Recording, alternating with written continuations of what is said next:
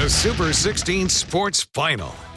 Hello, everyone, and welcome to Week 8 of the Super 16 Sports Final. I'm Courtney Harrison along with Eve Hernandez. Steve Lloyd is off this week. But have no fear, we are here to bring you all of the action from another great Friday night of high school football. And we kick off this week's action with number 12 Southern Columbia at Montoursville.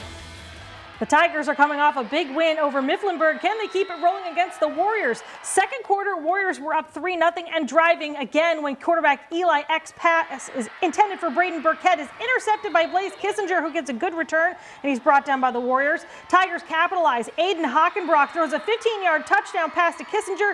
Success on both sides of the ball. Southern misses the extra point. They were leading 6-3 at the half.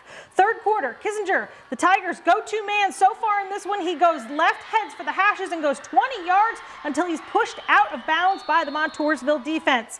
Southern from short yardage out. The ball goes to Grady Garcia, who gets some help getting shoved into the end zone for the touchdown. Tigers go up 13-3. Fourth quarter, Hockenbrock with time looking, throws a bomb deep to Kissinger, who makes the catch and the touchdown, a 50-yard pass play as Southern Columbia extends their lead to 16. The Tigers' ground game controlled by Garcia. He bursts into the end zone for a 3-yard touchdown to make it 26-3. Montoursville getting back on the board. Eck fires one downfield to Jay Housenecht. He runs for 20 yards for a touchdown. The Warriors were trailing 26-9.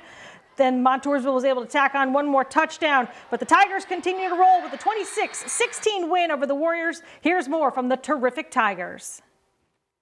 The big key was coming out in the second half and our offensive line doing a better job up front, allowing our backs to run the ball much more effectively. We kind of took control of some things up front.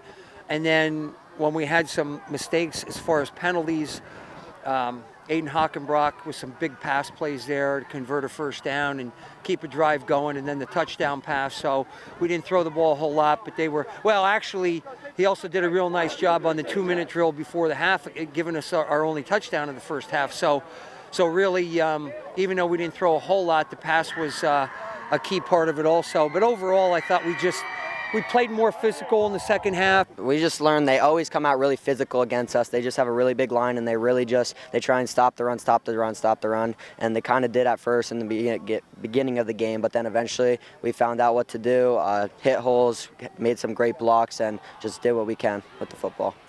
Number 5, Berwick welcoming Williamsport to Crispin Field as the Bulldogs look to remain undefeated in the first quarter. Berwick takes the opening drive, only takes 5 plays to score a 40-yard touchdown run by Tymir Wilkerson, and the Bulldogs up 7-0. On their next possession, no problems for the Bulldogs again. Gabe Decker with a 9-yard touchdown run, and they lead it 14-0. Still in the first, Caleb May on a 12-yard touchdown scamper, diving into the end zone for a 21-0 lead. But hang on, Williamsport quarterback Tevin Williams calls his own number. He makes a great cut and scores. It's now 21-7. Now in the second, Bulldogs pitch to Wilkerson. He'll get the corner and he'll fly down the near side right by our camera. 65 yards for the tutty. Berwick is now up 35-10. The Millionaires aren't done yet though. Quarterback Tevin Williams finds Trey Damshorter on a 16-yard touchdown pass, and we got a game, folks, 35-19 at half. But the third quarter belonging to Berwick, specifically Ty Wilkerson. He scores here from 32 yards out. It's 42-19. And then this one, he'll go 45 yards untouched, finishing with 23 carries for 393 yards, breaking the school record that he set last year against, Williamsport. 63-19, the final here. What a game for Ty Wilkerson. North Penn Mansfield visiting the number 7 Troy Trojans. Video courtesy of WANY TV. Great start for the defending state champs. Mason Smith under center, hands it off to Cale Millard. He finds a lane, hurdles a Panther, stays on his feet and into the end zone for the first points of the night. Now watch this, a little trick play out of North Penn Mansfield. Peyton Green in the QB position pitches it back to Luke Krieger, who then launches it downfield right into the hands of Colton Pellet. Turn on those jets and takes it the distance for the Panthers touchdown.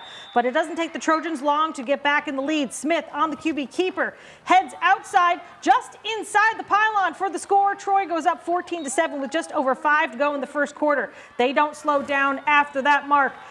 Troy gets a big win over North Penn Mansfield, 58-10, your final.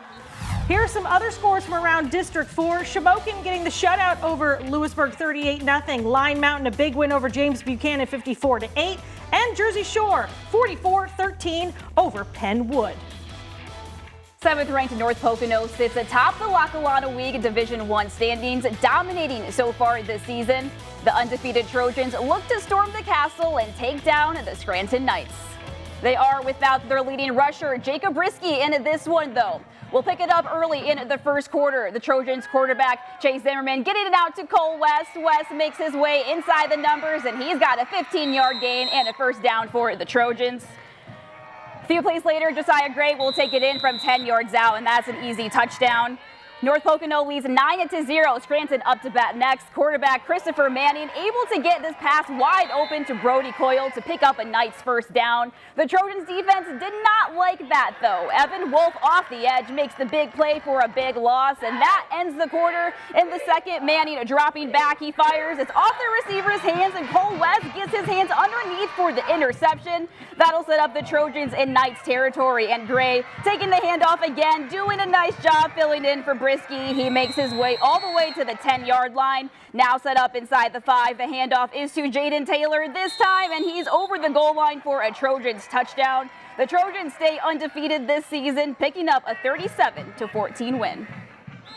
More football to come here on the Super 16 Sports Final as Pittston area looks to continue to dominate this season at home versus Hazleton. Plus, a change in leadership mid-season at Williams Valley. Will that affect the Vikings against Marion Catholic? All that and more when we come right back.